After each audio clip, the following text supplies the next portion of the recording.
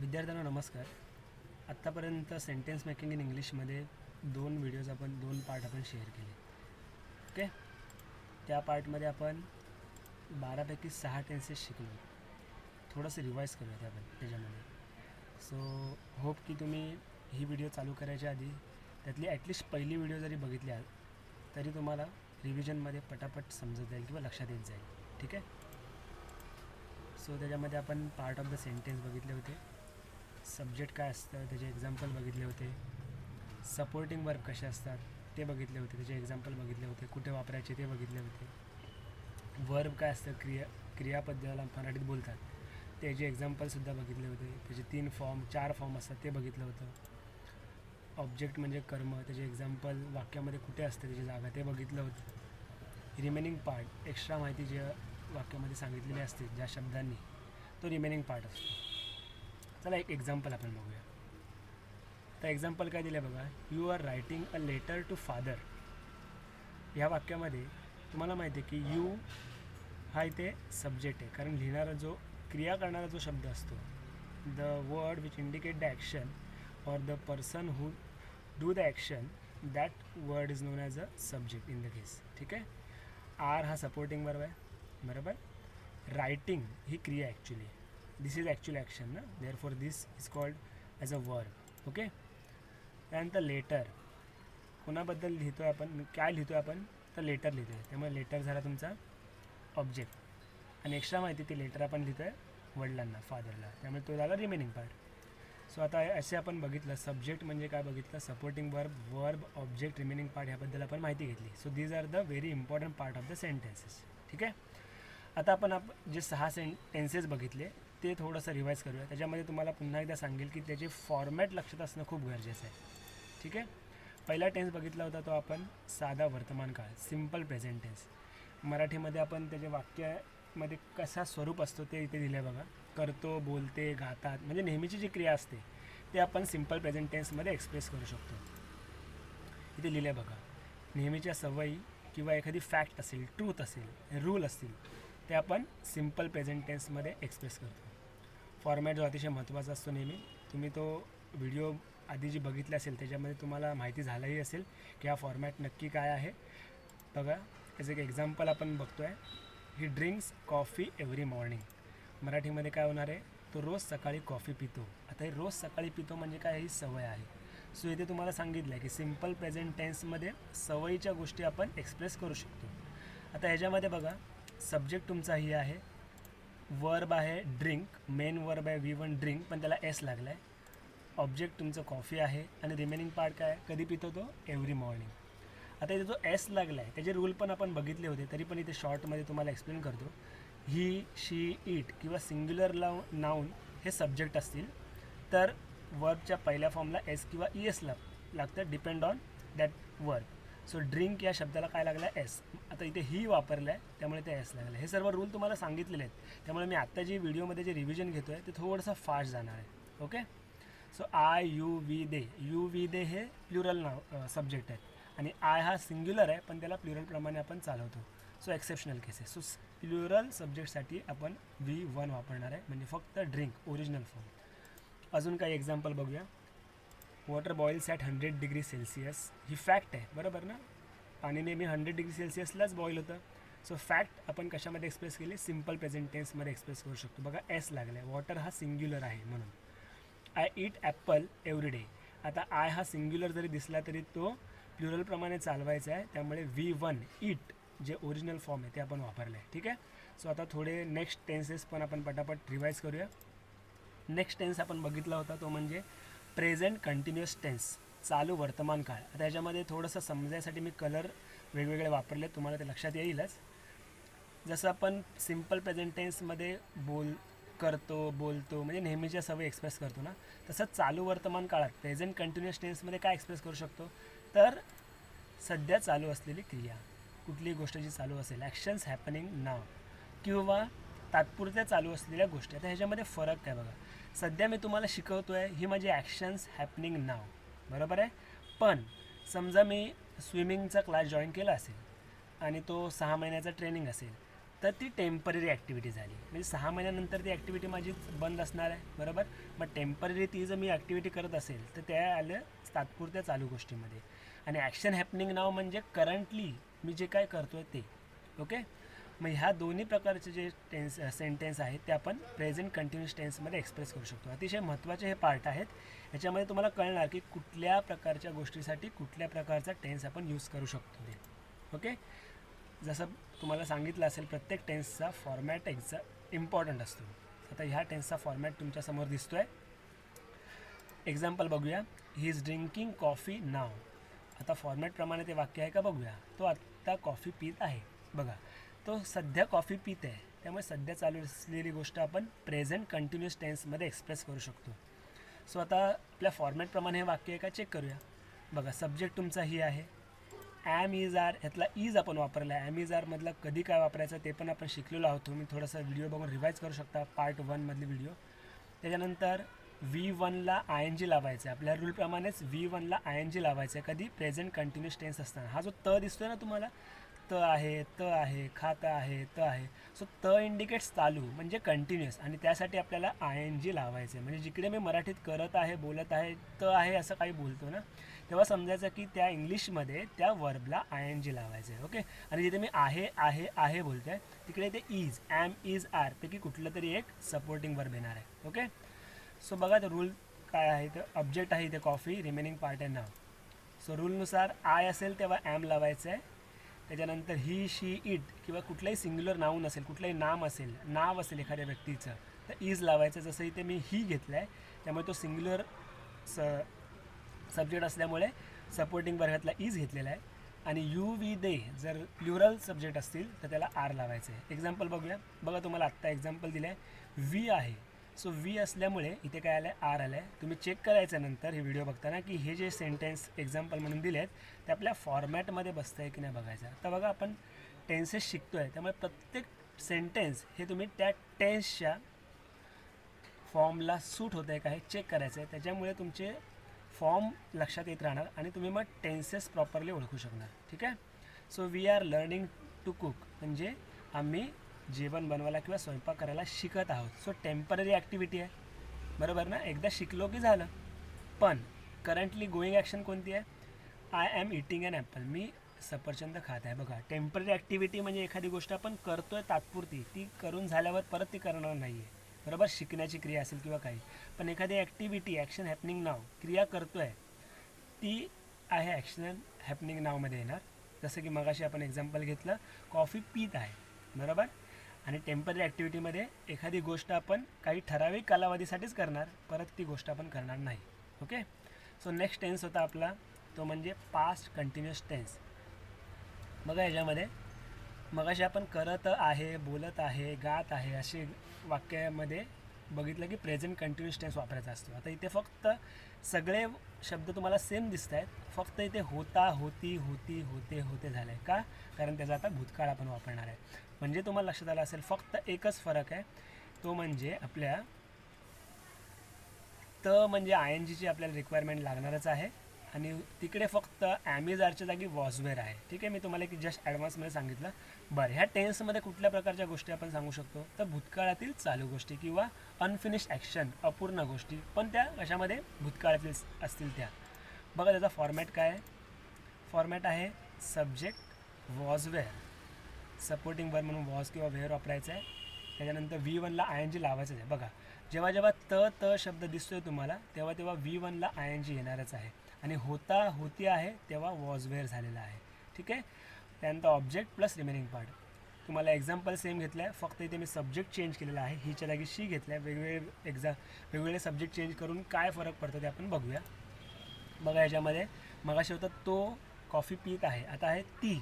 Okay. आणि ते yesterday केलं आहे मी. मगाशी नाव होतं, एव्हरी मॉर्निंग होतं, आता नाव होतं, आता मी यस्टरडे केलेलं आहे. यस्टरडे म्हणजे इथे आला काल. ठीक आहे. सो आता इथे परत रेड कलरमध्ये म्हणजे इथे ING. ओके. आणि होती म्हणजे इथे वॉज आहे म्हणून. ओके. मग आता वॉज कधी वापरायचा आणि वेअर कधी वापरायचा? आता याच्यामध्ये आपल्या फॉर्मॅटप्रमाणे वाक्य आहे ते तुम्हाला दिसतं आहे. वर्ब कोणतं, सपोर्टिंग वर्ब कोणतं, ऑब्जेक्ट कोणतं, रिमेनिंग पार्ट कोणतं, तुम्हाला हे कळलेलं आहे. आता आपला रूल ही, शी, इट आणि सिंग्युलर नाऊन आणि आय असेल तेव्हा. बघा, आय कधी प्लुरलप्रमाणे चालवायचा असतो, कधी सिंग्युलरप्रमाणे. ते रूल तुम्हाला थोडंसं लक्षात ठेवावं लागेल. So I, he, she, it किंवा सिंग्युलर नाऊन असेल तेव्हा तुम्हाला वॉज वापरायचं आहे.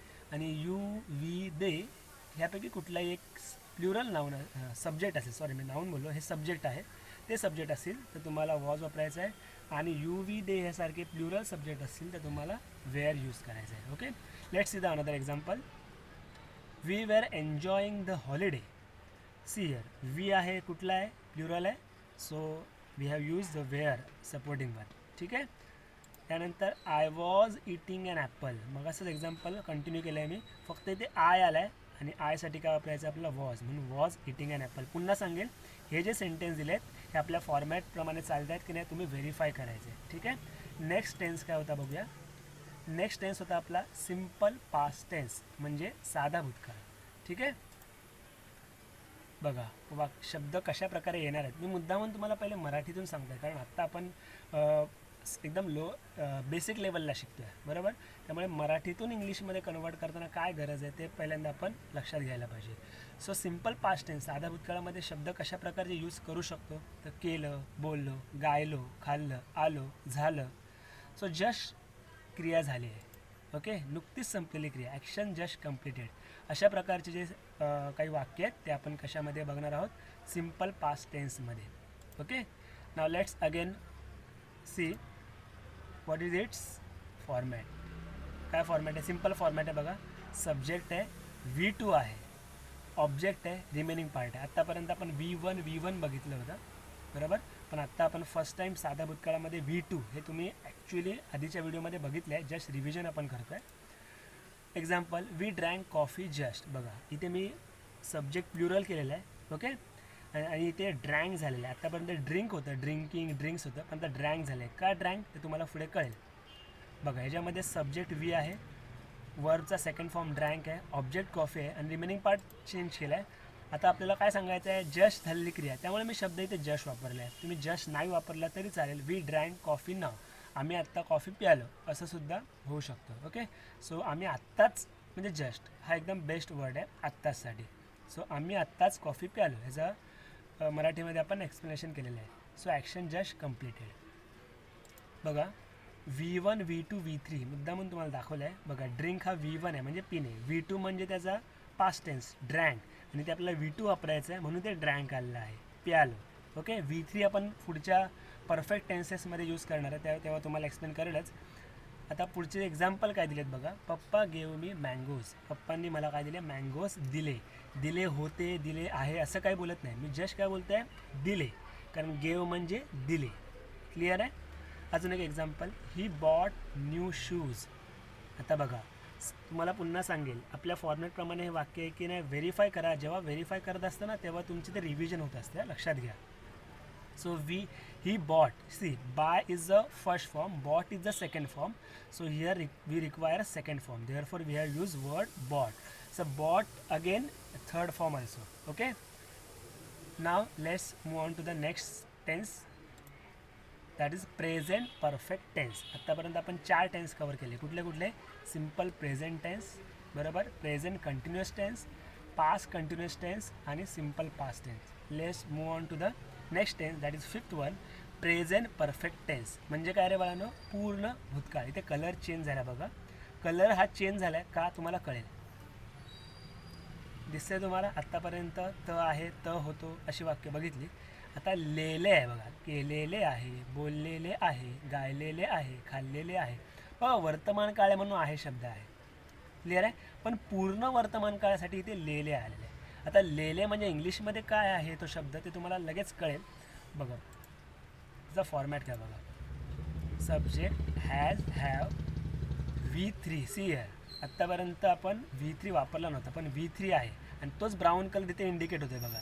So if you use V3 word, third verb or third form of the verb, it get converted into perfect tense. म्हणजेच परफेक्ट टेन्स, पूर्ण कुठल्या गोष्टीसाठी आपल्याला V3 वापरायचं आहे.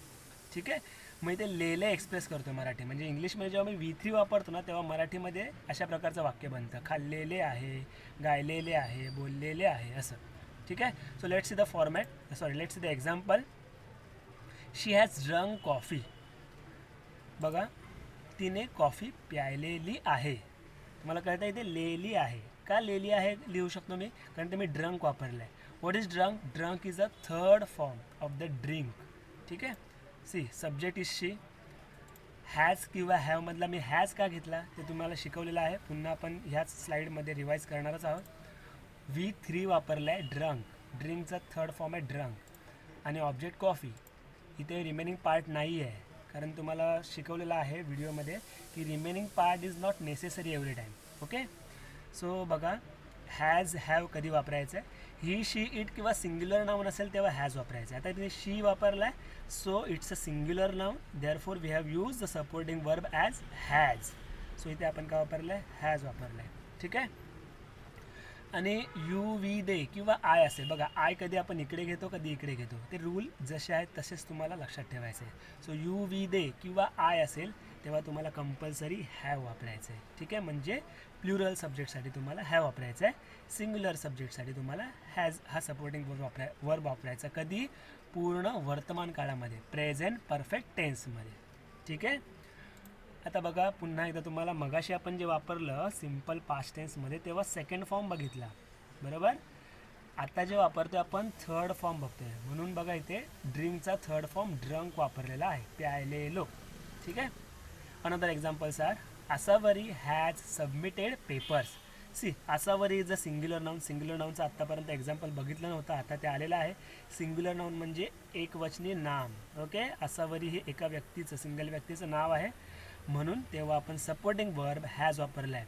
पुन्हा सांगतो, हे जे सेंटेन्स आहे तुमच्या फॉर्मप्रमाणे आहेत की नाही चेक करायचं आहे. जसे ते मी ॲरोने दाखवले ना, हा सेंटेन्स चेक केलं तसं तुम्ही ते चेक करायचा प्रयत्न करायचा आहे. इथे वर्ब आहे submitted. Submitted is a third form of the submit. आणि तुमचं ऑब्जेक्ट आहे papers. Here again remaining part is absent. Okay. Another example, I have eaten an apple. बघा, मी जे सेकंड एक्झाम्पल आहे ना ते कंटिन्यू ठेवल्या. आय साठी काय वापरायचं आहे? हॅव वापरायचं आहे. ईट आत्तापर्यंत बघितलं, पण इथे काय वापरायचं आहे आपल्या ह्या परफेक्ट टेन्समध्ये? V3. What is V3 of the eat? V3 of the eat is eaten, खाल्लेले. मग याचा मराठी अर्थ कसा होईल? आय हॅव इटन अन ॲपलचा मराठी अर्थ होईल मी सफरचंद खाल्लेले आहे. बघा, हॅज किंवा हॅव आहेत ना, हॅज किंवा have, it indicates present. Okay. And V3 indicate perfect. Again, have किंवा हॅज इंडिकेट काय करतात? प्रेझेंट. आणि परफेक्टसाठी काय आहे? V3 आहे. ठीक आहे. नेक्स्ट टेन्सवरनं तुम्हाला अजून आधीचा टेन्स पण क्लिअर होईल कम्पॅरिझनवरनं. लगेच ते पास्ट परफेक्ट टेन्स म्हणजे पूर्ण भूतकाळ. ठीक आहे. मग आता ह्याच्यामध्ये कशा प्रकारचे वाक्य आहेत? केलेले. बघा, आत्तापर्यंत प्रेझेंट परफेक्ट टेन्समध्ये काय होतं आठवतं तुम्हाला? लेले तर होतंच, पण इथे आहे आहे आहे असं होतं. आता इथे लेले आहेच कारण परफेक्ट आहे. लेले म्हणजे परफेक्ट, लक्षात घ्या. पण पास्ट असल्यामुळे इथे होते, होतो, होती, होते असं झालं. बघा, ब्ल्यू कलर इंडिकेट्स भूतकाळ आणि हा ब्राऊन कलर काय सांगतोय? पूर्ण म्हणजे परफेक्ट टेन्स. क्लिअर. बघा, फॉर्मॅट काय त्याचा? फॉर्मॅट आहे सब्जेक्ट हॅड. मगाशी किती ऑप्शन होते इथे? हॅव किंवा हॅज होतं ना, पण इथे हॅड एकच ऑप्शन आहे. बघा, पुन्हा एकदा V3 काय आला असेल रे? V3 म्हणजे परफेक्ट. आपण परफेक्ट नाही सोडलं आहे, त्यामुळे V3 नाही सोडता येणार. त्यामुळे लेले इथे तुम्हाला कंटिन्यू करायचं आहे. फक्त ते पास झाल्यामुळे इथे हॅव ह्याच्या जागी काय आलं आहे? हॅड आले. तुम्हाला क्लिअर होत असेल कदाचित. ओके. सो जेव्हा क्लिअर होत नसेल तेव्हा ती व्हिडिओ पुन्हा मागे जाऊन बघायची, प्ले करायची, तुम्हाला रिवाईज करायचे आहे, लक्षात घ्या. ठीक आहे. बघा, example, Sanjay had drunk coffee at home. बघा, आता इथे सब्जेक्ट चेंज झाला. इथे सब्जेक्ट आहे संजय. संजयने घरी कॉफी प्यायलेली आहे. का इथे होती? होती का? आणि ते हॅड आलं आहे. प्यायलेली हा शब्द ड्रंकवरनं क्लिअर झाला आहे, पण इथे होती कधी आला आहे? जेव्हा इथे हॅड आलं आहे तेव्हा. क्लिअर आहे. So what is subject? Subject is a Sanjay. Had is a supporting verb. V3 again drunk. ड्रिंकचा थर्ड फॉर्म ड्रंक. ऑब्जेक्ट आहे कॉफी अँड रिमेनिंग पार्ट आहे ॲट होम. ठीक आहे. बघा, he she it singular noun, I you we they, कुठल्याही प्रकारचा subject असेल तरी तुम्हाला पास्ट परफेक्ट टेन्ससाठी हॅड हाच सपोर्टिंग वर्ब यूज करायचा आहे. There is no another option. Okay. Now let's see the another examples. Asavari had submitted papers. Now see, Asavari मगाशी काय होतं? हॅज होतं, because it's a singular subject आणि प्रेझेंट परफेक्ट टेन्समध्ये सिंग्युलर सब्जेक्टसाठी हॅज वापरला होता.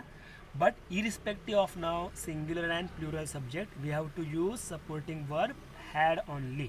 ठीक आहे, आपल्याला कुठलाही सब्जेक्ट असेल तरी हॅड हाच सपोर्टिंग वर्ब यूज करायचा आहे. What is the second example. I had eaten an apple. आसावरीने पेपर सबमिट केलेले होते. मी सफरचंद खाल्लेले होते. क्लिअर आहे, होते होते. Okay, now next let's see the another slide. आत्तापर्यंत आपण 6 टेन्स बघितले, ते थोडं आपण समराईज करूया बघा एका टेबल फॉर्ममध्ये. टेन्सेस फॉर्मॅट टेबल अतिशय महत्त्वाचं काय असतं तुम्हाला सांगितल्याप्रमाणे टेन्सेसचे फॉर्मॅट महत्त्वाचं आहे. तो टेबल मी क्रिएट केला आहे.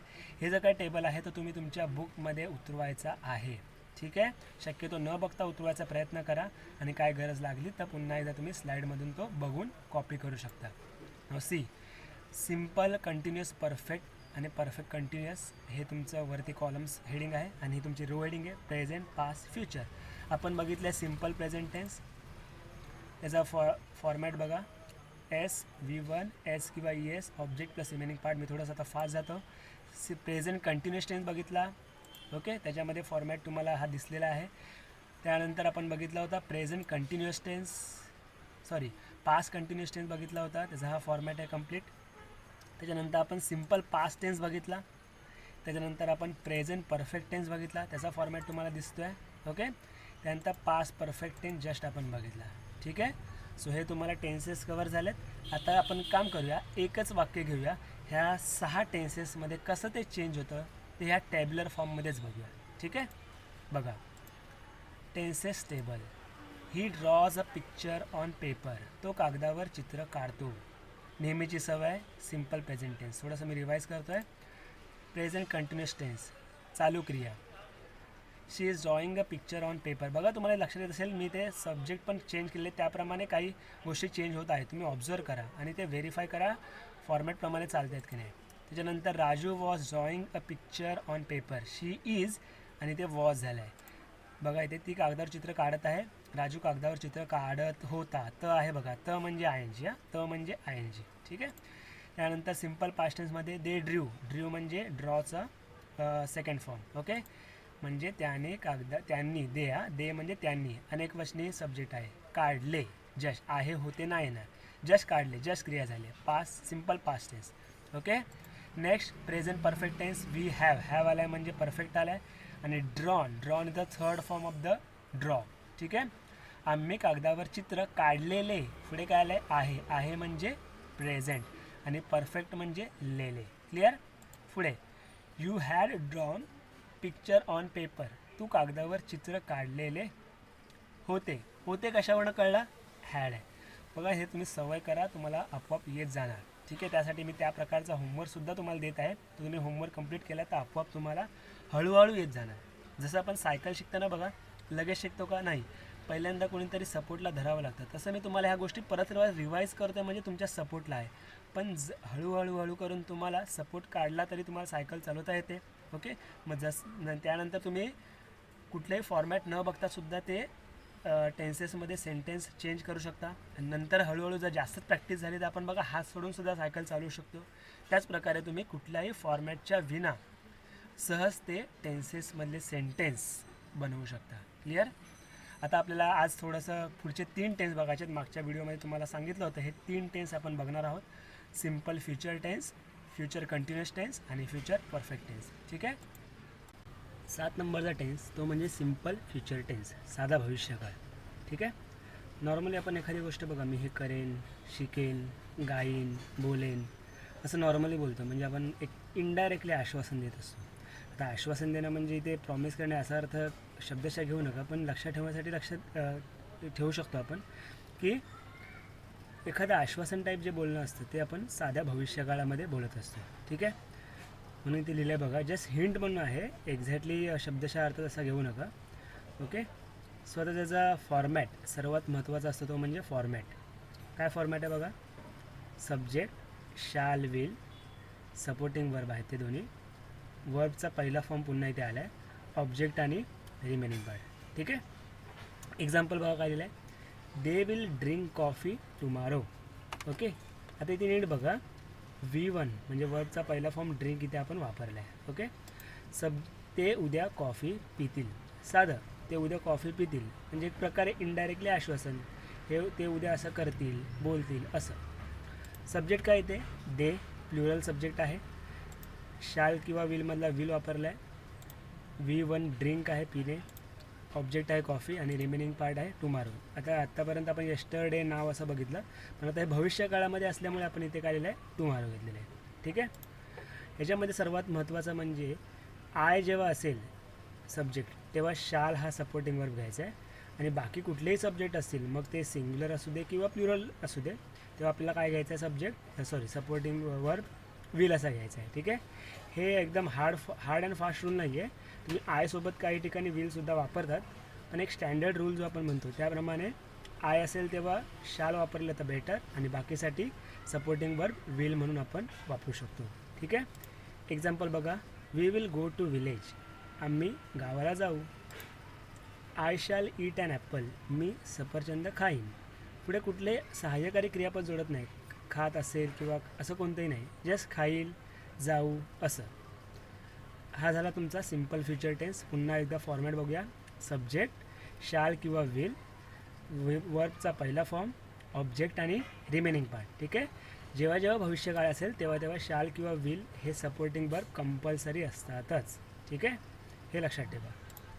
आता नेक्स्ट टेन्स आहे तो म्हणजे फ्युचर कंटिन्युअस टेन्स. कंटिन्युअस म्हणजे चालू आणि फ्युचर म्हणजे भविष्यकाळ. ओके. सो आता ह्याच्यामध्ये कुठल्या प्रकारचे वाक्य असू शकतात, मराठीमध्ये जर लक्षात ठेवायचं झालं तर करत असेल, बोलत असेल, गात असतील, खात असेल, इकडे जात असतील, अशा प्रकारे त आहे. त म्हणजे चालू, तुम्हाला आत्तापर्यंत सांगितलं, म्हणजेच ING येणार आहे. ठीक आहे. आणि असतील, असेल हे भविष्यकाळातले शब्द झाले. ठीक आहे. भविष्यकाळातील चालू क्रिया, भविष्यातील चालू क्रिया, गोईंग ॲक्शन इन फ्युचर. त्याचा आता फॉर्मॅट बघूया. सब्जेक्ट आहे शाल किंवा विल असायलाच पाहिजे भविष्यकाळ म्हटल्यावर. V1ला ING आहे, पण इथे सर्वात महत्त्वाचा पार्ट तो म्हणजे इथे बी आहे. ओके. सो हा बी तुम्हाला कंपल्सरी फॉर्मॅटच्या रूलनुसार वापरायचाच आहे. बघा, शाल किंवा विल नंतर तुम्हाला बी आणि त्याच्यानंतर वर्बच्या पहिल्या फॉर्मला ING लावायचं आहे. नंतर नेहमीप्रमाणे ऑब्जेक्ट आणि remaining part. They will be drinking coffee tomorrow म्हणजे काय होणार होतं, ते उद्या कॉफी पीत असतील. त आला म्हणजे ING आणि असतील म्हणजे भविष्यकाळ. पण विल आणि ड्रिंकिंग ING फॉर्म आणि शाल किंवा विल यांना जोडण्यासाठी कुठला शब्द कंपल्सरी आहे, बी हा शब्द ह्या टेन्समध्ये, फक्त फ्युचर कंटिन्युअस टेन्समध्ये कंपल्सरी आपल्याला वापरायचाच आहे. बघा, ते उद्या कॉफी पीत असतील. ओके. सब्जेक्ट आहे दे, शाल किंवा विलमध्ये विल वापरायचं आहे. आत्ताच आपण बघितलं आय असेल तेव्हा शाल वापरायचं आहे, बाकी ठिकाणी आपल्याला विलच वापरायचं आहे. बी हा तुम्हाला रूलप्रमाणे कंपल्सरी वापरायचा आहे. वर्बच्या पहिल्या फॉर्मला ING लावला आहे आणि नंतर ऑब्जेक्ट आहे कॉफी आणि रिमेनिंग पार्ट आपला आहे तो म्हणजे टुमारो. ठीक आहे. Another examples are, we will be playing on ground, आम्ही ग्राउंडवर खेळत असू. खेळत मधला त आहे त्यामुळे ING आणि असू म्हणजे भविष्य येतील त्यामुळे विल, आणि विल आणि ING यांना जोडण्यासाठी कुठला शब्द घ्यायचा आपल्याला, बी कंपल्सरी घ्यायचा आहे. ठीक आहे. नेक्स्ट कुठलं बघा, I shall be going to Delhi after 2 days. I shall be, I आहे त्यामुळे सपोर्टिंग वर्ब आला शाल, गोईंग आहे म्हणजे जात, आणि ते बी त्या दोघांना जोडण्यासाठी बी शब्द आहे. टू दिल्ली आफ्टर 2 days म्हणजे 2 दिवसांनी मी दिल्लीला जात असेल, असा त्याचा शब्दशः आपण मराठीत अर्थ करू शकतो. ठीक आहे.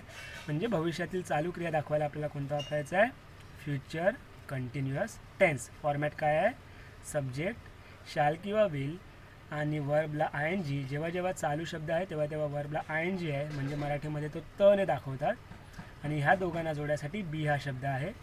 पुढे ऑब्जेक्ट आणि रिमेनिंग पार्ट. कळलं तुम्हाला. आता आपला नेक्स्ट टेन्स बघा कुठला, फ्युचर परफेक्ट टेन्स म्हणजे पूर्ण भविष्यकाळ. ठीक आहे. आता ह्याच्यामधले असलेले एक सेंटेन्स कसे आपण ओळखू शकतो बघा.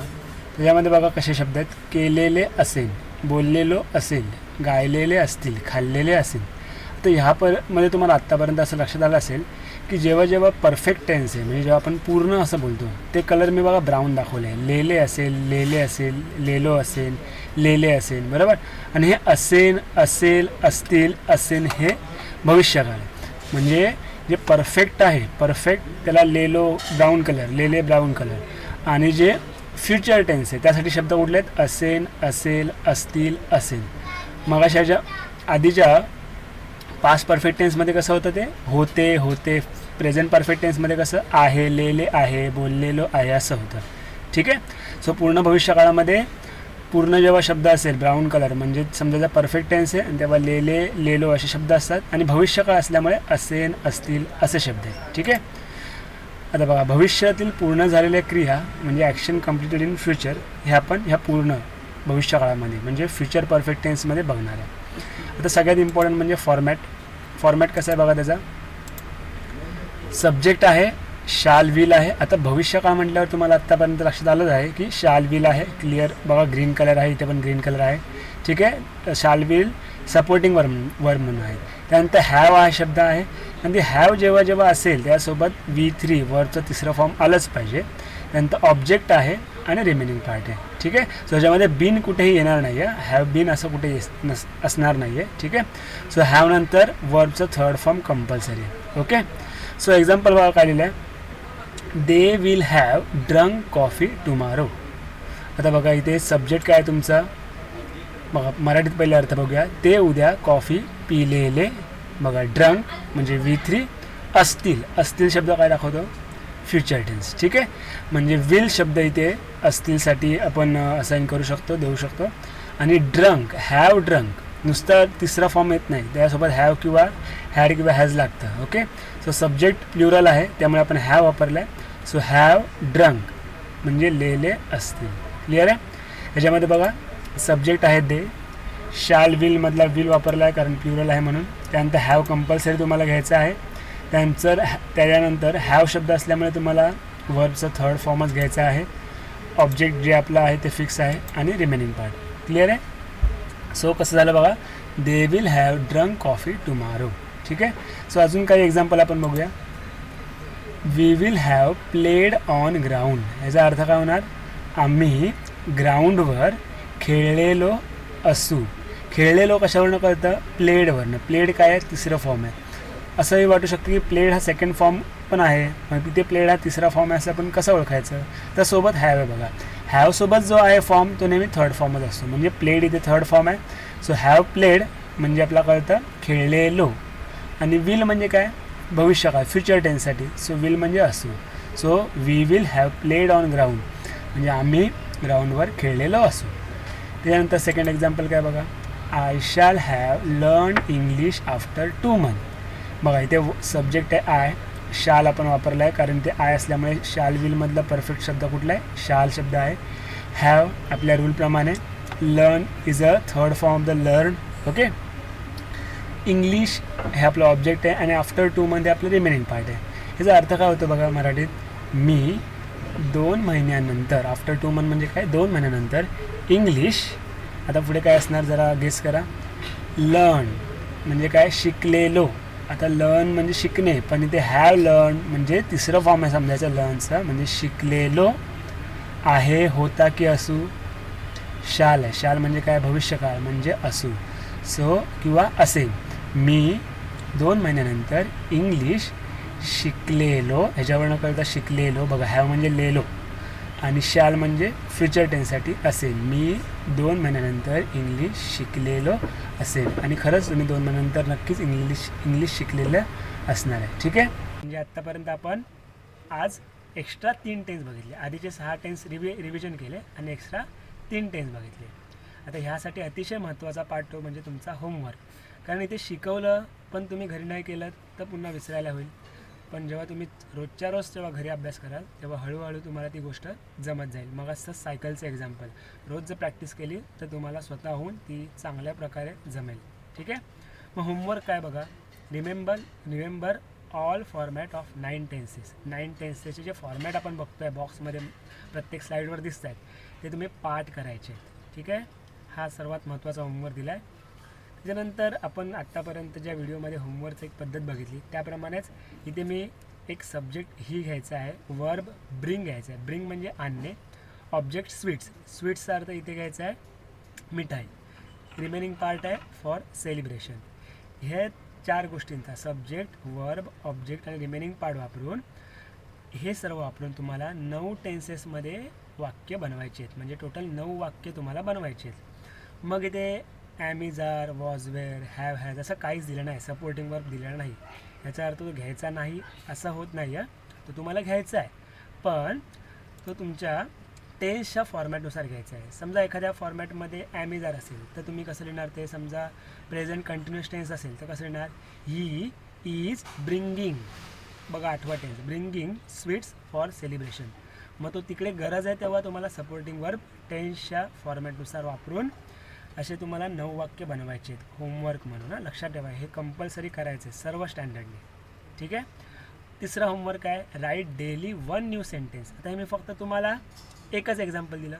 असं रोज एक नवीन सेंटेन्स घेऊन 4 दिवस असा अभ्यास करायचा आहे, पण सगळ्या टेन्सेसमध्ये बनवायचं आहे. म्हणजे ते प्रत्येक दिवशी वेगवेगळ्या सब्जेक्ट, वेगळ्या वर्बचं, वेगळ्या ऑब्जेक्टचं सेंटेन्स बनवायचे आहे. असे 9 सेंटेन्स रोज, असे 4 दिवस, म्हणजे 4 9 जा 36 सेंटेन्स तुमच्याकडनं मला ह्या थर्ड पार्टसाठी पाहिजे. ह्या सेकंड पार्टसाठी ह्याचा वापर करून 9 सेंटेन्स मला आवश्यक आहेत. ठीक आहे. सो विद्यार्थ्यांना तुम्हाला आत्तापर्यंत हे आपण 12मधले 9 टेन्सेस कवर केलेले आहेत. त्याचा होमवर्क जर नीट तुम्ही केलात तर तुम्हाला ते हळूहळू नक्कीच जमायला लागेल. ओके. मी तुम्हाला पुन्हा सांगेल, जेव्हा जेव्हा प्रॉब्लेम येईल तेव्हा तुम्ही व्हिडिओ 1, व्हिडिओ 2, व्हिडिओ 3 गरज लागेल तसं बघायची आहे आणि त्याप्रमाणे होमवर्क कंप्लीट करायचं आहे. जर तुम्हाला ही व्हिडिओ आवडली असेल तर नक्कीच तुम्ही लाईकवर क्लिक करा. आणि सर्वात महत्त्वाचं, पुन्हा ही व्हिडिओ गरज लागेल तेव्हा बघायची आहे, प्रॅक्टिस नोटबुकमध्ये करायची आहे आणि काही क्वेरी असेल तर आम्हाला कॉन्टॅक्ट करायचं आहे. क्लिअर आहे. थँक्यू.